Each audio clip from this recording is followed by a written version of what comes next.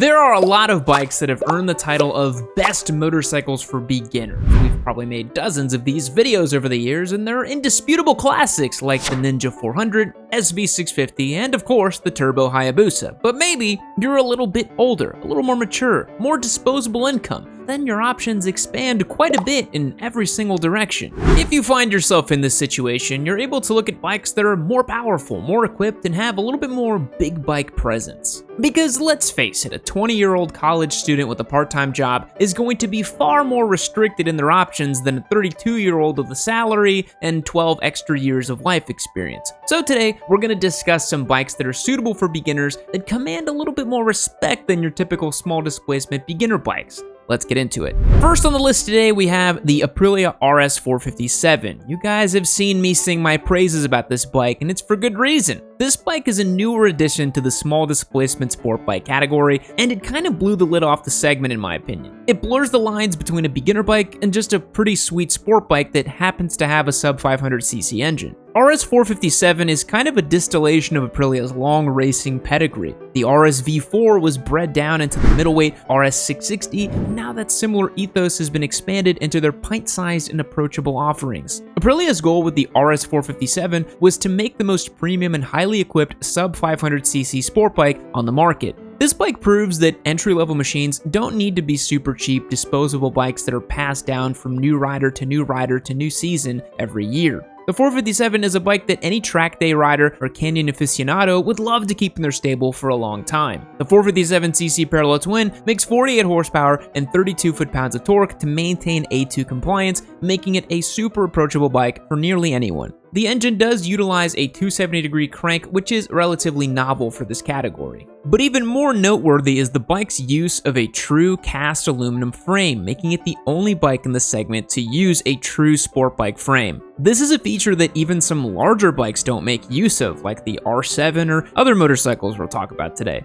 This bike is still an entry-level machine, so it uses bi-bree brakes and has limited adjustability in the suspension, and it is built in India, so take that for what you will. But it does come in at an MSRP of under $7,000, so it doesn't seem under-equipped or lacking in any way. Aprilia sport bikes have always had pretty advanced tech packages. The 457 doesn't have a crazy IMU or anything, but it does have 3 ride modes, 3 levels of TC, and switchable rear ABS. The adjustability in these controls will come in clutch for an avid track junkie. While being pretty track focused for a beginner bike, it's still usable for street riders as well, thanks to the torquey power delivery and balanced ergonomics. If you're looking for a first bike that has a much greater presence and panache than your standard slew of beginner bikes, the 457 has to be one that you keep your eye on. To me, it looks and sounds like a big bike. You could get this motorcycle and keep it for 2 to 3 years and not even worry about it. Another sport bike that's definitely going to command respect for a new rider is the Kawasaki ZX-4RR. I did this bike as a giveaway back in 2023, and honestly, the more time I've spent thinking about it over the years, the more I recognize how unique and cool this motorcycle really is. Now, this bike is a little further outside of the realm of a typical beginner bike, but for the rider that meets the right qualifications, i.e. maturity and money, the ZX-4RR is a motorcycle that someone can start out on and actually keep for a long time. Kawasaki introduced the ZX-4RR in a pivotal time in motorcycling culture. 4-cylinder sport bikes have been waning in popularity, and many new models that come out with parallel twin engines cross-platform for naked bikes and adventure bikes. And right when even the memory of a small displacement 4-cylinder was starting to fade into obscurity, Kawasaki dropped this bike on us, and there's nothing like it on the market. It debuted in 2023 and is nothing less than a totally novel addition to the sub 500cc market. It uses a pint-sized 399cc 4-cylinder screamer that revs out to 15,000 RPM. In the US, the bike does come from the factory pretty corked up, making just 56 horsepower and 26 foot-pounds of torque. But honestly, that's kind of a good thing for a beginner rider because this thing basically feels like a Ninja 400, but makes an inline 4 sound. So you're getting the best of both worlds. But as we showed 2 years ago that with an ECU flash and a pipe, this bike gains a whopping 20 wheel horsepower. That could make it great for a new rider that wants to enjoy it with stock power and then upgrade it next year to totally wake it up. And this bike is a ton of fun because it allows you to get that high-revving sport bike experience and staying in the acceptable speeds for public roads. It's kind of like a Miata, and I had a lot of fun riding this thing on street. It's absolutely hilarious to be fully pinned in 2nd, 3rd, and 4th gear on an inline 4 machine without really doing, go to jail speeds. The ZX-4RR compared to the ZX-4R does come with an upgraded Showa rear shock and a quick shifter, and I think if you're gonna ride a screaming small displacement 4-cylinder, you should probably just opt for the RR version. It might not be the cheapest 400, coming in at $9,700, but it definitely delivers an unparalleled riding experience that's going to command way more respect than your average beginner sport bike.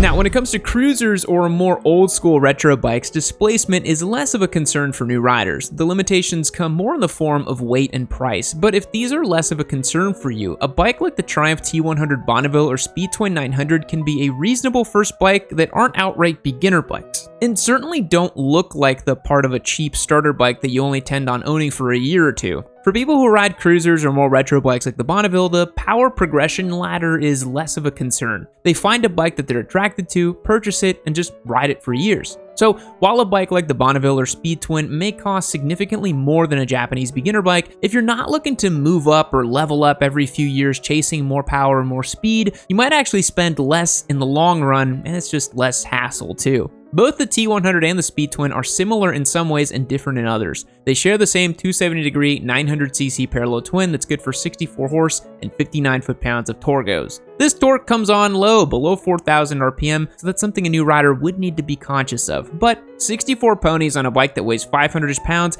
isn't going to be an outright rocket ship. And again, if you're mature, a little bit older, and you can respect the machine, this is actually a decent beginner bike option. They have the same 5-speed gearbox and tubular steel frame with dual rear shocks for the retro appeal, and the T100 is more that quintessential retro Bonneville with spoked wheels, larger fenders, and right-side-up forks. The Speed Twin is quite a bit sportier. It uses cast aluminum wheels, firmer Marzocchi suspension in the front and rear, with more minimal bodywork. The sportier packaging of the Speed Twin results in a wet weight about 25 pounds lighter than the T100. The Speed Twin has an MSRP of $9,995, while the Bonneville T100 comes in at $10,995, and that's all in USD. So they're definitely more expensive than a typical first motorcycle, but as I mentioned, there's going to be less of a desire to move on quickly from them. They're real full-sized bike with the presence and build quality to match. And if you're concerned about that 900cc engine, I really do recommend the Speed 400 or the Scrambler 400s because they look very similar and most people won't tell the difference. Now, I did want to point out that we are giving away a Street 765RS on YamiNoob.co. This sweepstakes is wrapping up, and the end of February is your last chance to win. If you become a member right now, not only will you have the ability to enter to win the Street Triple, but you'll also be entered to win our very next giveaway bike as well. We're going to be launching a bike every single month here in 2025, so if you sign up as a member now at the start of the season, you're going to be locked in with the ability to win all those motorcycles later this year. We're doing some really cool stuff, some of the most sought after bikes this year. We're talking new Panigales, R9s, new MT-07, some really cool stuff coming down the pipe. Support the show at YamiNoob.co and become a member today to get access to win these motorcycles.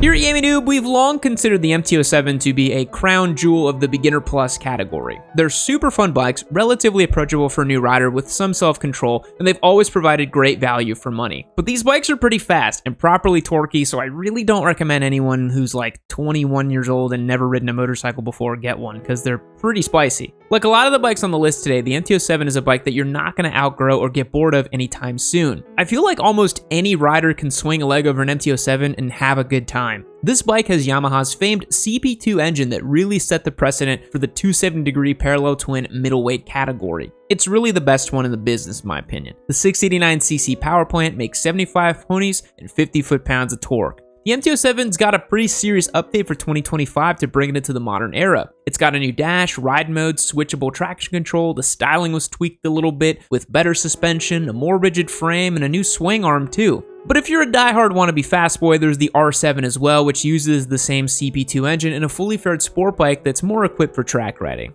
But if you're debating between the two, really all you need to do is get an insurance quote to realize how much more appealing the MT-07 really is. Enough squids has started on R7s, then yeeted themselves into oblivion that insurance companies have caught on and hiked those premiums up for that bike. In general, fully fared bikes are almost always substantially more expensive to insure than their naked bike counterparts. We're talking usually like 2 or 3 times as much money per year. The 2025 MT-07 has an MSRP of $8,600. There's definitely plenty of MT-07s floating around on the used market. And the CP2 engine is extremely bulletproof, regardless of how much hooligan tomfoolery the original owner got up to. Oh, duh, there's also the XSR 700 too, which might be more alluring to many of you because it has that retro classic appeal. For a beginner-friendly motorcycle that commands respect like a bigger bike, you really can't go wrong with the DR-Z. Okay, yeah, a DR-Z isn't flashy or expensive, it's a far stretch from exotic, but they're also not full-blown quote-unquote beginner bikes. And everyone rides DR-Zs. Beginner riders, experienced riders, sumo squids, enduro dads. They're a bike that's definitely appropriate as a first bike in just about every way for power, price, durability, but they fall outside the confines of the beginner bike category. The DR-Z 400 was finally updated and renamed the DR-Z 4S for 2025.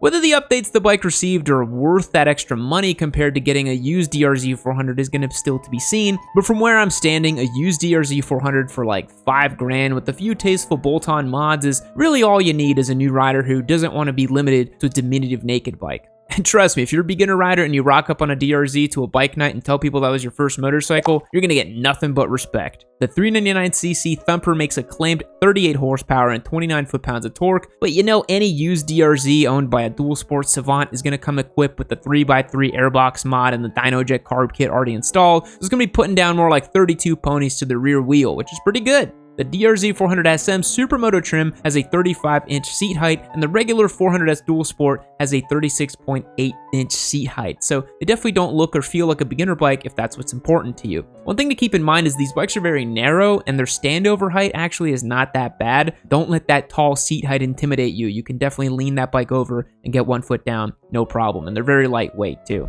Infamously, I don't love the Kawasaki Z650, or the Ninja 650 for that matter. We don't need to get into that here, but if you're looking for a bike that has more of a big bike presence and finish and look and feel, and it's not going to look like that typical beginner bike, the Z650RS does fit that bill. The retro RS trim on the Z650 and Z900 are leaps and bounds more aesthetically appealing than the normal Z models with their Sugomi styling. I feel like that only works for the ZH2 because it's just a coked out bike. The Z650RS still uses that puttering little 180-degree parallel twin that has the auditory allure of a hopped-up racing lawnmower, but it is inarguably a decent enough starting point for a new rider who's a little bit older or a little bit bigger or wants a bike that's a little bit more substantial, but not right overly powerful. The Z650RS makes a claimed 67 ponies and 49 foot-pounds of torque. You got dual front discs, ABS all around, and some pretty looking design features. It's no XSR 700, but, you know, it's pretty nice. And I think we need to round out this list with a crowd favorite and a bike that I've sung many praises on, the Svartpilen 401. The Svartpilen has always been a great beginner motorcycle, and it kind of seems to only get better as time goes on.